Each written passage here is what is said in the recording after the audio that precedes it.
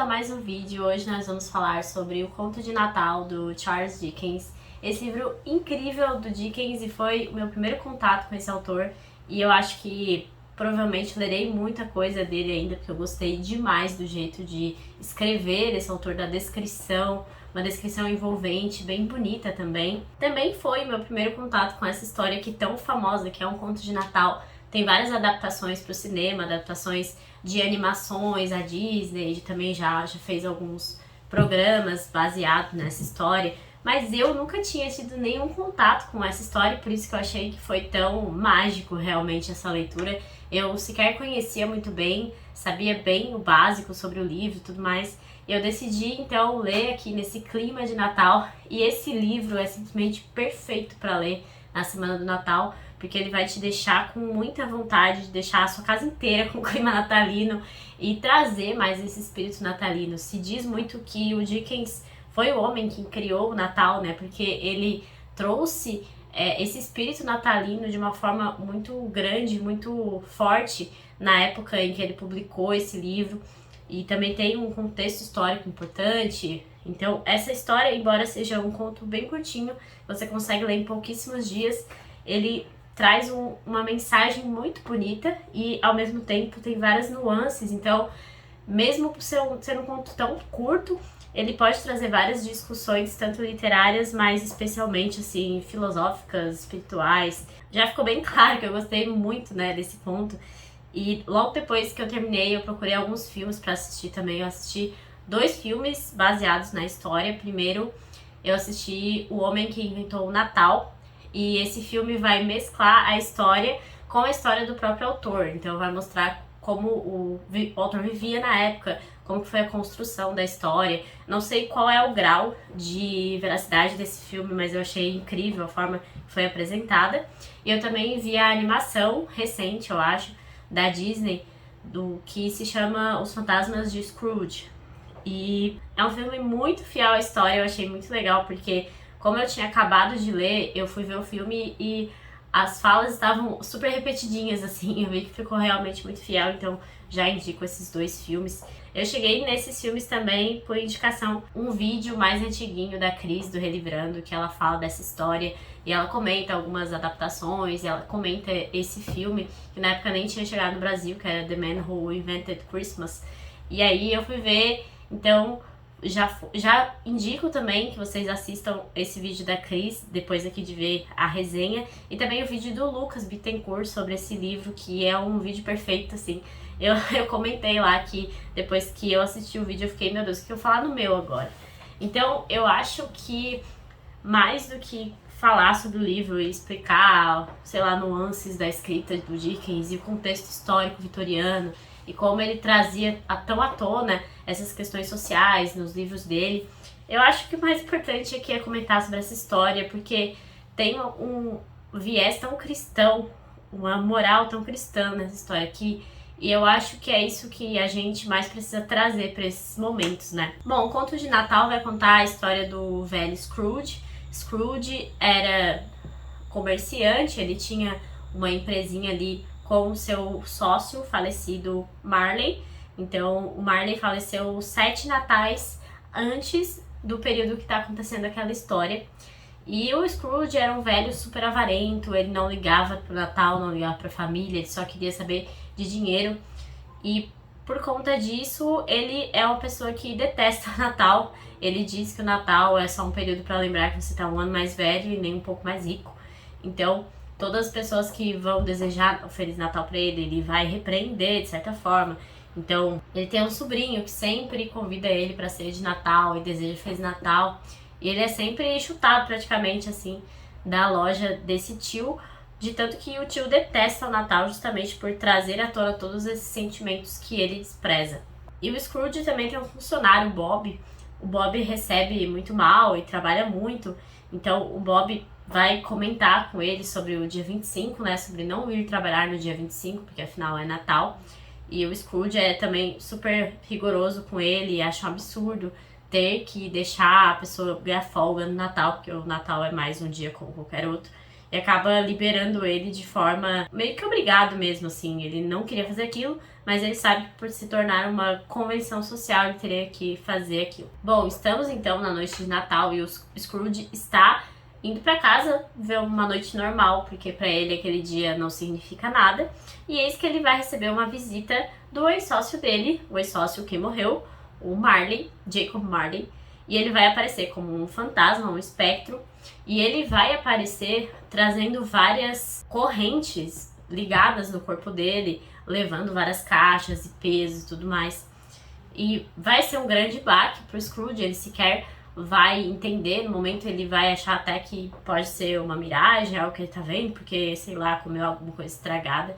Ele vai duvidar bastante daquele espectro, mas vai acabar acreditando que o espectro vai fazer algumas coisas para que ele acredite. E o Marley vai aparecer para ele naquela noite de Natal para tentar salvar aquela alma, porque ele não quer que o Scrooge acabe exatamente como ele, vagando por aí como um espírito por conta das coisas que ele fez durante a vida. E o Jacob também era uma pessoa extremamente avarenta, só ligava pelo dinheiro, e as correntes que ele traz, os pesos que ele carrega, justamente se referem a essas coisas que ele passou na vida, que ele levou na vida. Então ele acaba sendo destinado a passar o resto da sua vida espectral, de fantasma, carregando esses pesos e carregando essas mágoas, essas coisas que ele praticou durante a vida e que ele poderia modificar no Scrooge. É para isso que ele aparece. Então ele aparece naquela noite e avisa o Scrooge que outros 3 espíritos vão aparecer para ele. Esses 3 espíritos, que são também personagens muito interessantes criados pelo Dickens, são o espírito do Natal passado, o espírito do Natal presente e o espírito do Natal vindouro, ou espírito do Natal futuro, né? Então o espírito do Natal passado vai levar o Scrooge a vários natais que aconteceram lá desde a infância dele, mostrando ele num possível internato e ele voltando para casa, e ele vai sentir toda aquela melancolia de Natal, toda aquela melancolia das pessoas felizes na rua, comemorando, e ele vai acabar até se dobrando assim para esses sentimentos em alguns momentos, o que o espírito do Natal passado até vai chamar a atenção em alguns momentos, né? E depois o espírito do Natal presente vai mostrar para ele como as pessoas ficam felizes, como as coisas se tornam boas mesmo em situações tão miseráveis. Então, o momento mais marcante da visita do espírito do Natal presente é quando ele leva o Scrooge para a família do Bob, daquele funcionário dele que recebe tão mal e que quase não foi liberado para o Natal no dia 25. E o Bob tem uma família super simples, super humilde.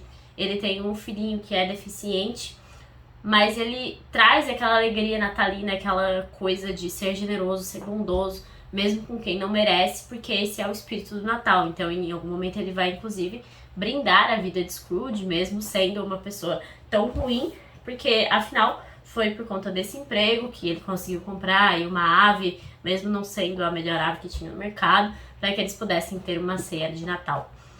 E ter conhecimento sobre esse filho do Bob que tem uma deficiência vai também sensibilizar muito o Scrooge, que é o pequeno Tim.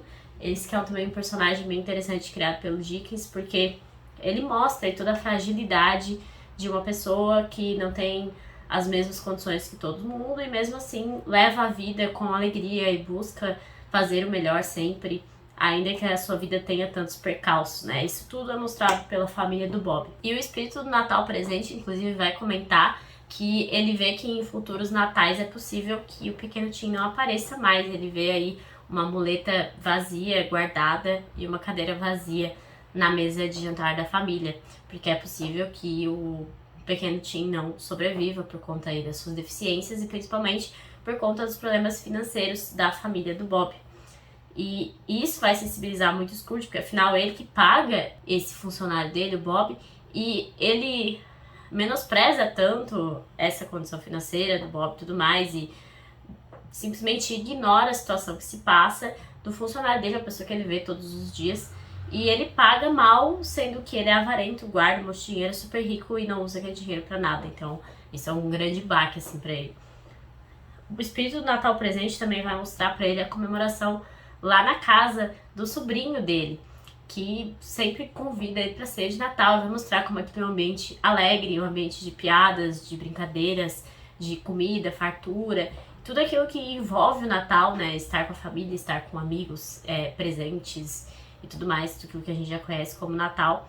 E o Scrooge também vai tomar, assim, um chocalhaço naquele momento, porque ele vê como ele perde tudo aquilo simplesmente por ser desprezível, por não ter um motivo para fazer tudo aquilo, para desprezar tanto o Natal. E por último, ele vai receber o espírito do Natal futuro, que vai trazer, de certa forma, as premonições um pouco negativas para a vida do Scrooge e vai mostrar para ele o que pode acontecer se ele continuar tendo esse tipo de atitude, se ele seguir esse rumo.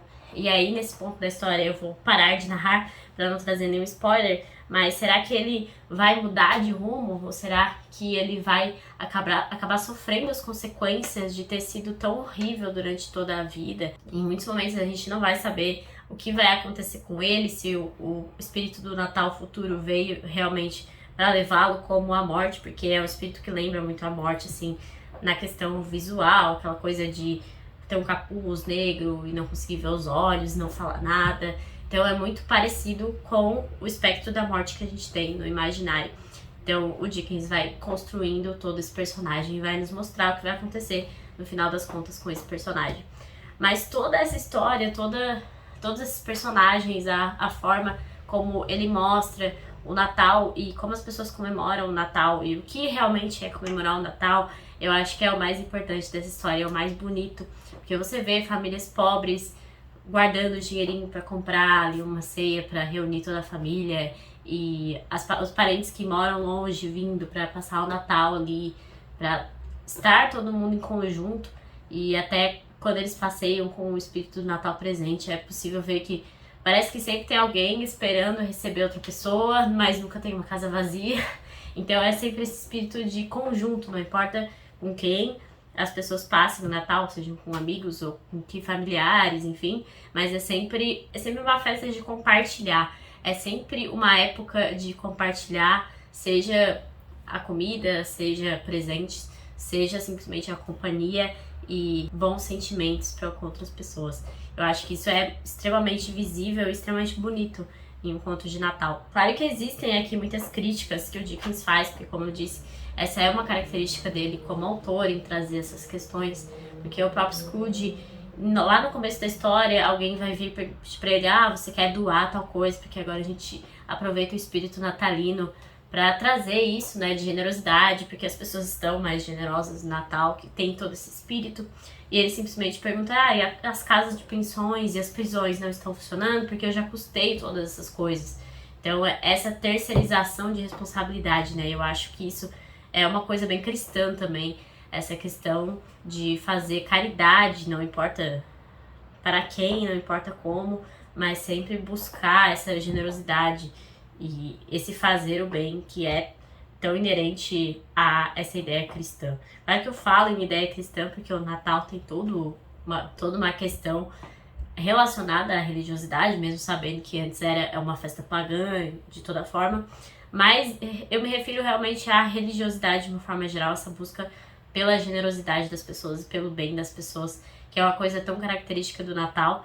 E o Natal acaba se tornando uma festa universal, né? Você não precisa ser necessariamente católico ou cristão para comemorar essa festa.